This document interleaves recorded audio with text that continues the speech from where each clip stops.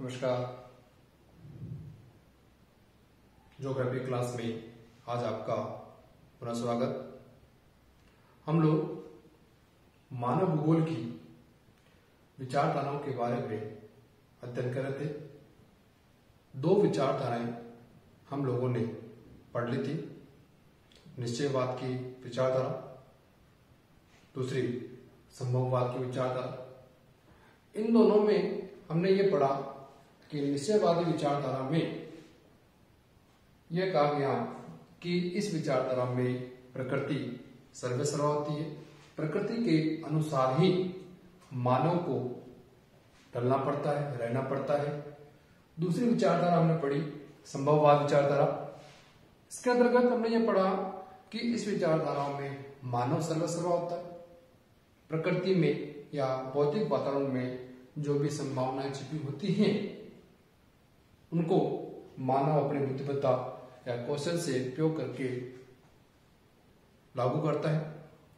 और तीसरी विचारधारा आज हम पढ़ेंगे नव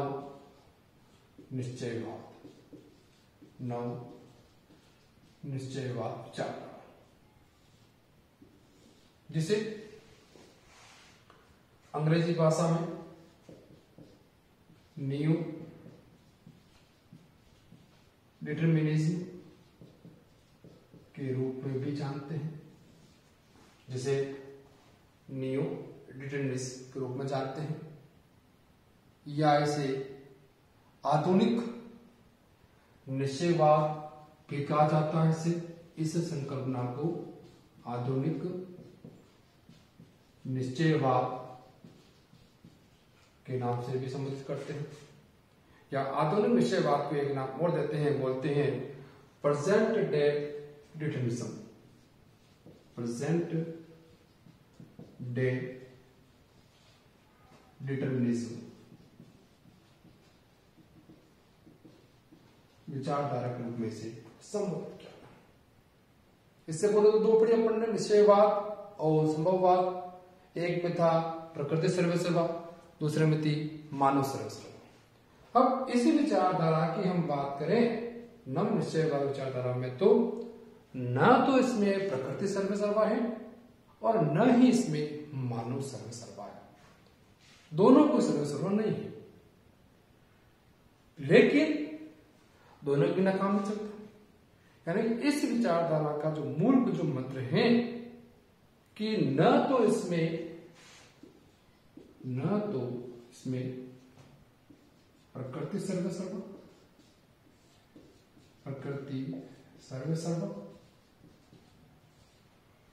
और न ही मानव सर्वस्व। दोनों में से कोई भी सर्वस्व नहीं है, न तो प्रकृति सर्वस्व न मानव सर्वस्व।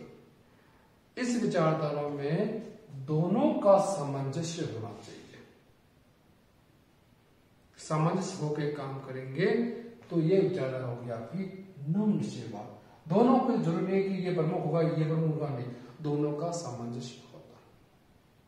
इसका मूल मंत्र कहते हैं न तो मानव प्रधान है न प्रकृति प्रधान है, बल्कि मानव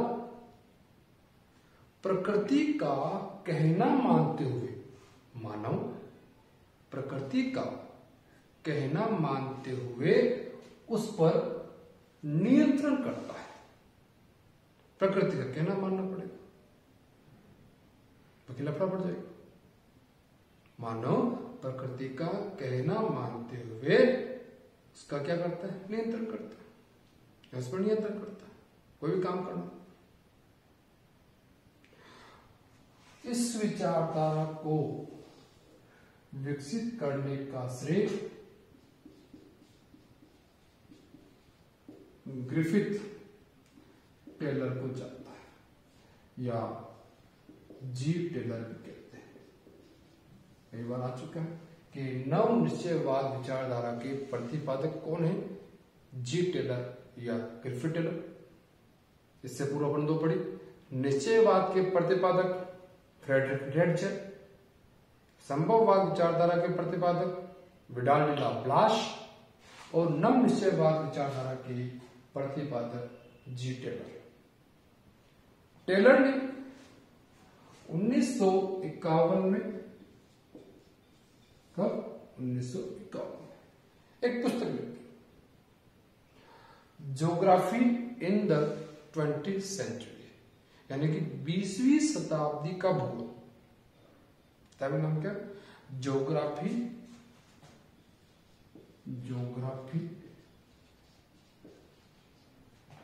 इन द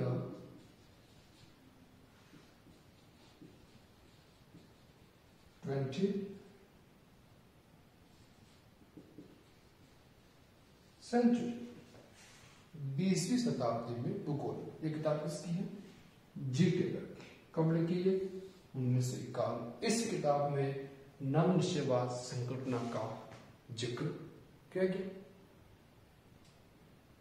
ग्रिफिथ टेलर ने इस विचारधारा को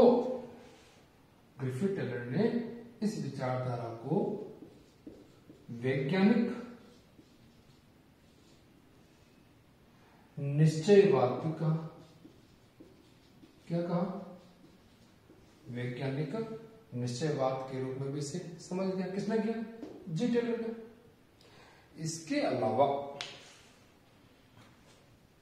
इस जी टेलर का यह मानना है कि मानव न तो प्रकृति का दास है। क्या कह रहा है ये? मानव न तो प्रकृति का दास है और न ही उसका स्वामी। प्रकृति का दास है, न ही उसका स्वामी। इसके कथन को लिख देते हैं अपन। जी टेलर के मानव न तो प्रकृति का दास है और न ही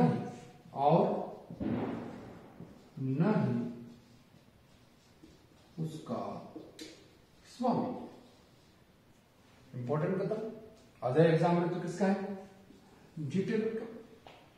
कि न तो उसका दास है, इन प्रकृति इसको पढ़ रही, वही बात है।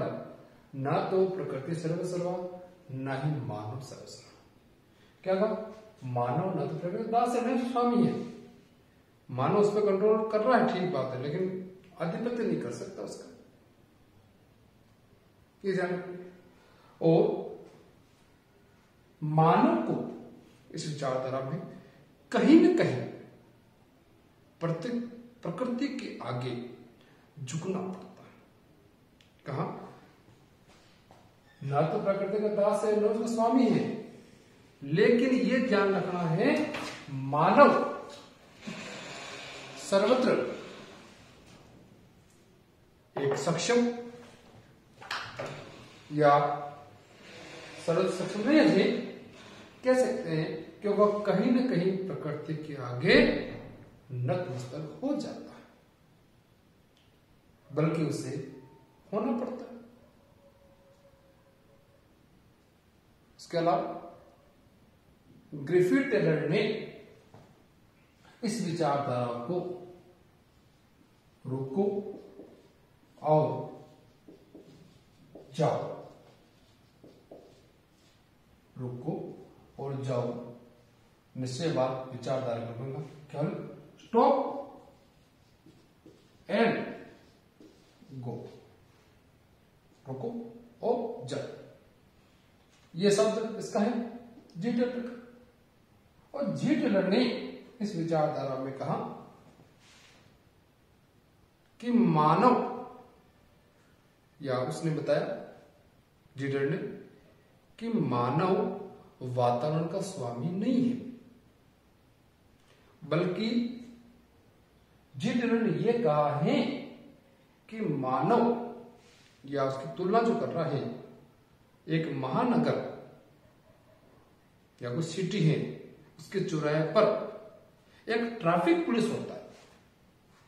मानव की तुलना किससे की है? एक ट्रैफिक पुलिस से की है। किन्होंने? ये जिक्र किया है कि मानव की तुलना एक ट्रैफिक पुलिस से करके ये कह रहा है कि वह आने वाले वाहन की गति में परिवर्तन तो कर सकता है। ट्रैफिक पुलिस क्या करेगा? 100 की स्पीड से आ रहा है, उसको रोक देगा।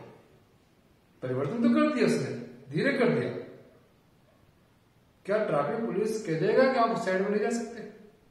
थोड़ी देर के लिए रोक देगा, लेकिन जाना पड़ेगा उसको। तो क्या कह रहा है वो?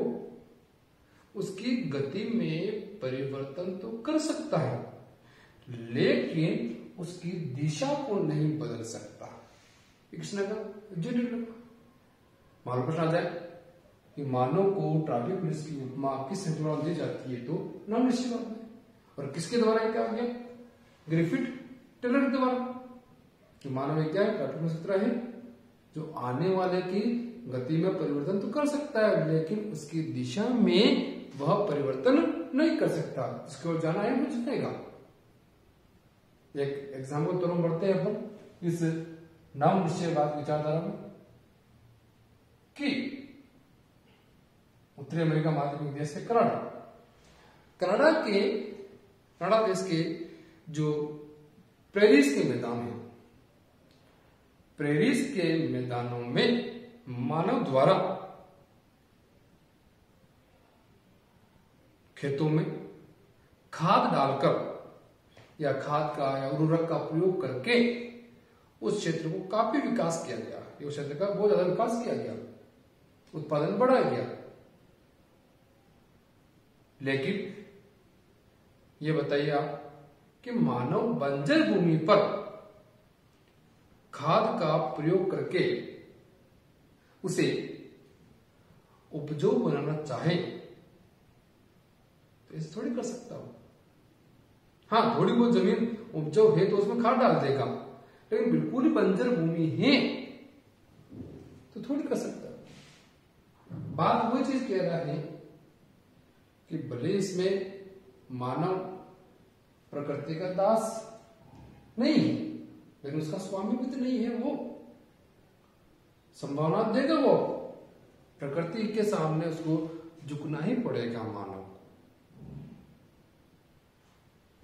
इसके अलावा इस विचार में बात करता हूं कि प्रकृति मानवीय क्रियाओं को नियंत्रित नहीं करती। प्रकृति क्या है? मानवीय क्रियाओं को नियंत्रित नहीं कर सकती, लेकिन उसे प्रभावित करती है। मनुष्य अपनी चॉइस के द्वारा वातावरण में छोटा मोटा परिवर्तन कर सकता है, लेकिन ज्यादा नहीं कर सकता। ज्यादा करेगा नुकसान हो जाएगा। जैसे मैंने बताया कि परिवर्तन तो कर लिया मानव ने, अपने इंदिरा गांधी नहर की बात ही कर ले कि वहां पर परिवर्तन करके मानव के लिए अच्छा काम किया, लेकिन गंगानगर और हनुमानगढ़ के कुछ क्षेत्रों की बात करें, इंदिरा गांधी नहर बन के अच्छा काम हो गया, लेकिन वहां पर एक समस्या भी तो उत्पन्न हो गई। कौन सी समस्या? सेम की समस्या। जो रावतसर बुढ़ोपल वाले क्षेत्र है, वहां पर सेम की समस्या ज्यादा है। तो उसको नियंत्रित या उसके क्या कहते हैं अपने वातावरण को परिवर्तन कर सकता है। कौन कर सकता है?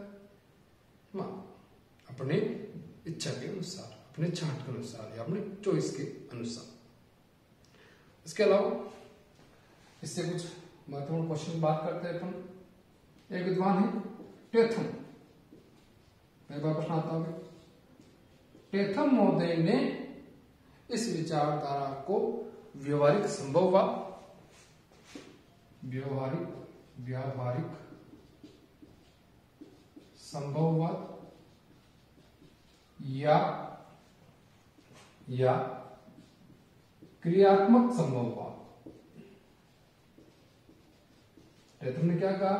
नवनिश्चयवाद को व्यवहारिक संभववाद या क्रियात्मक संभववाद को समाधि किसने दी? टेथम ने।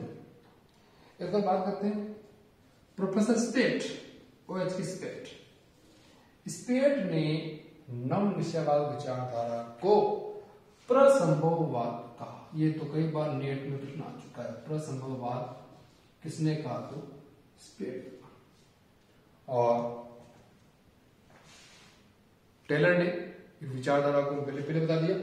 वैज्ञानिक निश्चयवाद की उपमा भी दी है। इसे रुको जाओ संकल्पना भी बताया है। ये था आज का टॉपिक। मानव भूगोल की विचारधाराओं में तीनों टॉपिक हम पढ़ ली, निश्चयवाद, संभववाद और नव निश्चयवाद। Thank you very much.